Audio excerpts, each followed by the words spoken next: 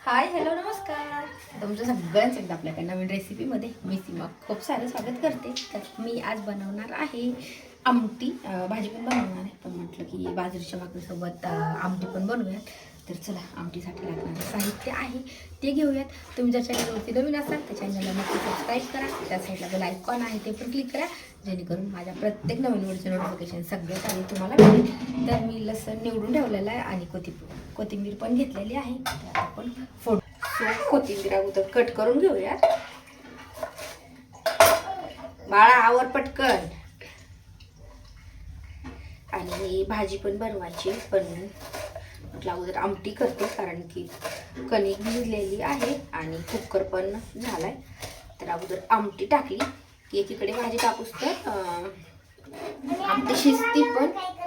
आणि रुद्राजला आता भूक लागली, तर म्हटलं चला अगोदर आमटी घेते आणि भाजी आणि चपात्या राहतात. भात पण आमटी करायची म्हटलं थोडंसं जास्त लावलाय.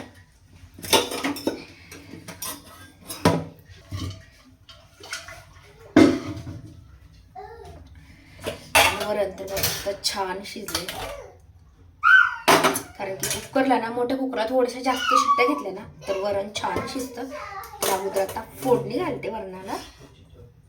आता फोडणीसाठी कढई ठेवली आहे आणि आता टाकून घेते मी तेल.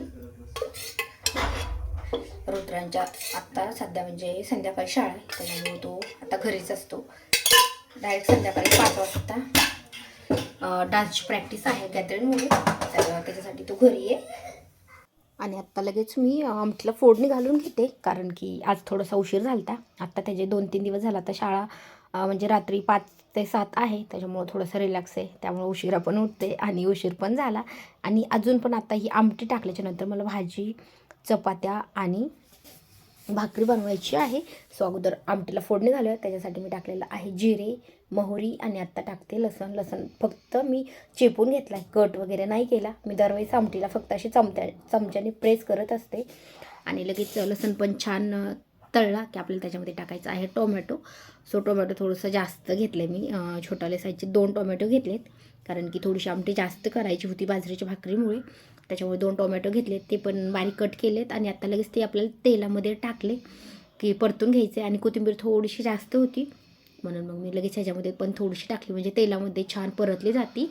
आणि नंतर आत्ता टोमॅटो आपल्याला छान 2-3 मिनटं कमी गॅसवरती शिजून द्यायचं, म्हणजे पूर्ण गाळ होतं. आणि आत्ता मी लगेच त्याच्यामध्ये जेवढं मीठ लागणार आहे तेवढं मीठ आणि हळद टाकून घेते, कारण की आपण वरणामध्ये पण मीठ आणि हळद टाकलेली आहे.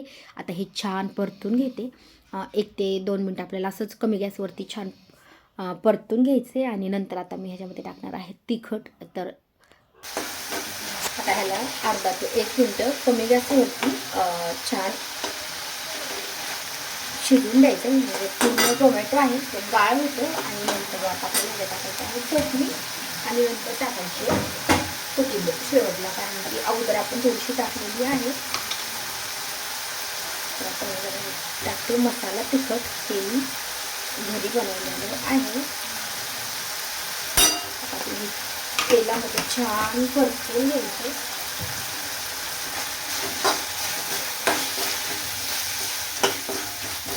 बघू शकता. आणि आता हे टोमॅटो आहे ना, ते थोडंसं आपल्याला असं चमच्याने प्रेस करून घ्यायचं, त्याच्या आमटीला ना छान टेस्ट येते.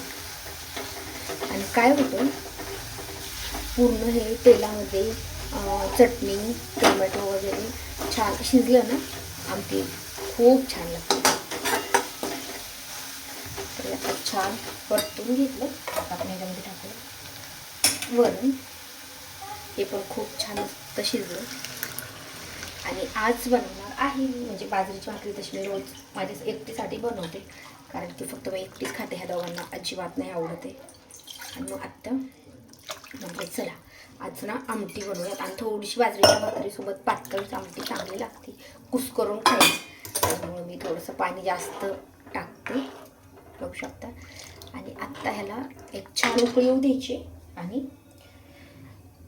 छान उकळी आल्याच्या नंतर 1 ते 2 मिनटं कमी गॅसवरती कट येण्यासाठी ठेवायची. तर बघू शकता आपल्याला गॅस मी आत्ता हाय फ्लेमवर ठेवला आहे उकळी येण्यासाठी. आणि एक उकळी आली की आपण गॅस कमी करूया. आता ह्याला एक उकळी आली, त्यात आपण छान एकदा हलवून घेऊयात, मिक्स करूयात. नाहीतर मग काय होतं, घट्ट वरण आहे ते कधी कधी बुडाला चिटकतं. त्याच्यामुळे आता एकदा छान मिक्स करून घेऊयात. आणि आता उकळी आली ना, आता आपल्याला याला फक्त 1 ते 2 मिनटं कमी गॅसवरती थोडंसं कट येण्यासाठी ठेवायचं. कारण की कट आला तर अजून आमटी दिसायला पण छान दिसते आणि खायला तर छान लागते. मस्त शिजली. आता गॅस एकदम कमी करून ठेवायचा आहे. मस्त छान एवढं पाणी टाकले तरी पण घट्ट झाले. कारण की मी ना जे वरण आहे ना, तर वरण शिजायला टाकल्याच्या नंतर मी फक्त कधी तुरीच नाही घालत आहे, मिक्स वरण घालते. म्हणजे जेवढं तुरीची डाळ घेतलेली आहे ना, तेवढीच मुगाची डाळ घेते. त्याच्यामुळे वरण असो किंवा आमटी असो खूप पातळ पण नाही होत आहे आणि जास्त पित्ताचा पण त्रास नाही होत.